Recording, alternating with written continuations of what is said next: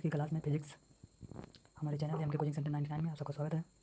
चलो बच्चों, हम शुरू करते हैं। हमारा दूसरा पार्ट है फिजिक्स का तरल।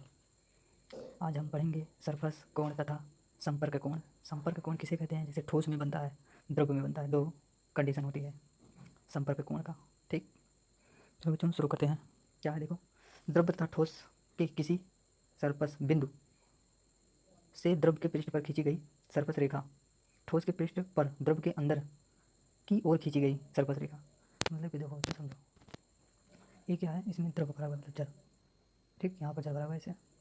जब इसके बीच का कोण, इसे क्या कहते हैं?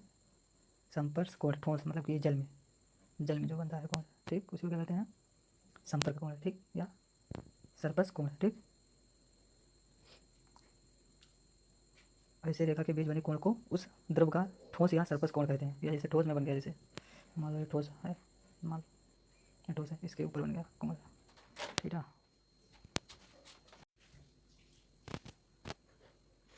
चलो बच्चों आगे चलते हैं, आप सबको बताते हैं क्या है। देखो उसके बाद इसका मान द्रव तथा ठोस की प्रकृति पर निर्भर करता है।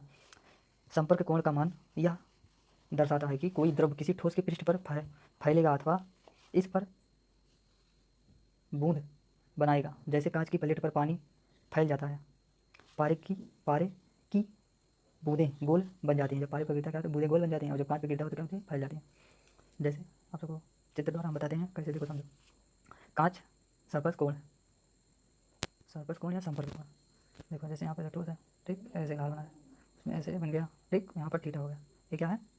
जल। इसमें जल भरा हुआ है तो क्या हो जाएगा? ये सरफस कोण। मतलब कि जैसे जल में कोण बना, ठोस में कोण बना। देखो ठोस वगैरह क्या है? कांच, पारा।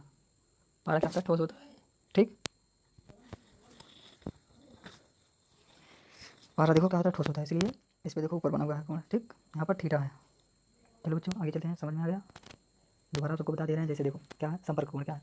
द्रव तथा ठोस के किसी संपर्क बिंदु, सरफस बिंदु से द्रव के पृष्ठ पर खींची गई सरफस रेखा तथा ठोस के पृष्ठ पर द्रव के अंदर की ओर खींची गई सरफस रेखा के बीच बने कोण को उस द्रव तथा ठोस का सरफस कोण कहते हैं। ठीक, समझ में आ गया? चलो बच्चों अब हम आगे चलते हैं। चलो बच्चों हमारा अगला हेडिंग क्या है? केशिकातम। केशिकातम मतलब क्या होता है? जैसे जल का ऊपर से नीचे आना जाना। जैसे एक नली है, ठीक, इसमें ऐसे बंद करके ऐसे लगा दिया गया। ठीक, जब इसमें जल भर जाएगा तो क्या होगा? ऊपर जाएगा। पहले डेफिनेशन समझ लो बच्चों, क्या है? जब किसी नली में बहुत बारीक केस या, देखो बच्चों क्या है उसके बाद, जब किसी नली में बहुत बारीक छिद्र हो तो वह केस नलिका कहलाती है। यदि किसी भी कांच की केस नलिका जिसके दोनों सिरे खुले हों और सीधा द्रव में डुबाया जाए, तब पृष्ठ तनाव के कारण द्रव या तो केस नलिका के ऊपर चढ़ जाता है या नीचे उतर जाता है। इसी घटना को केशिकातों कहते हैं। मतलब कि जल का ऊपर नीचे होना, उसी को कहते हैं केशिकातों। जैसे देखो समझो क्या है, जैसे आप बाल्टी में मग्गा डालते हो, उल्टा करके डालते हो तो क्या होता है? उसका पानी ऊपर चढ़ जाता है, उससे भारी लगता है। ठीक, पानी ऊपर जाता है। जैसे जैसे हम मुँह से तेल निकालते हैं ना डिब्बे से, वैसे ही है ये भी। जिसमें कोई भी वस्तु डाला जाता है, दबाया जाता है, फोर्स लगाया जाता है, तो यहाँ पर जो जल भरा हुआ होता है वो ऊपर आ जाता है। उसे ऊपर से नीचे आने जाने की प्रक्रिया को क्या कहते हैं? केशिकातों कहते हैं। ठीक, ऊपर जल के ऊपर आने जाने की प्रक्रिया को क्या कहते हैं? केशिकातों। ठीक, चलो बच्चों आगे। चलो बच्चों आप देख सकते हैं, आप सबके लिए बहुत ही हम ग्राफ बना के लाए हैं। देख सकते हैं ग्राफ बना है। क्या है केशिकातों का कारण? क्या है केशिकातों का मूल कारण? पृष्ठ तनाव है। उदाहरण के लिए कांच की केस नलिका को पानी से सीधा डुबाया जाए, तब पानी केस नलिका के ऊपर चढ़ जाता है। जब जल में केस नलिका डुबाई जाती है तो पानी देखो कैसे चढ़ गया ऊपर। ये नलिका है, इसी को क्या कहते हैं? केस नलिका। ठीक, केस नलिका कहते हैं। जब पानी में डुबाया गया तो जल का देखो तल यहाँ पर आ गया ऊपर। ठीक, ऊपर चढ़ जाता है। जबकि कांच की केस नलिका को पारे में सीधी डुबोने पर पारे का तल केस नलिका के नीचे उतर जाता है। जैसे जो ठोस है, देखो यहाँ पर पारा है ना, जैसे नलिका लगाएगा क्या हो गया? इसका तल नीचे आ गया यहाँ पर, और ये सब ऊपर है, ये सब नीचे आ गया, नीचे उतर जाते हैं। ठीक, आगे सूत्र क्या है देख लो। जब जल केस नली में खड़ी करते हैं तो पृष्ठ अवतल होता है। जब मतलब केस नलिका में खड़ी करते हैं, नलिका कांच के बोतल में चाहे यहाँ पर, तो क्या होता है? पृष्ठ अवतल होता है। इसी स्थिति में पृष्ठ के नीचे बिंदु पर दाब P माइनस में होगा ना, प्लस में कहाँ होगा? जब दबेगा तो माइनस में होता है, P माइनस 2T/r। ऊपर वाले बिंदु पर दाब P से 2T/r कम होता है, जहाँ P वायुमंडलीय दाब है। ठीक है बच्चों, चलो आगे हम चलते हैं। किसी का तो कि व्यापारिक उदाहरण, मतलब कि जैसे गांव में, व्यापारिक मतलब जैसे गांव में उपयोग किया जाता है, उसी को व्यापारिक कहते हैं ना।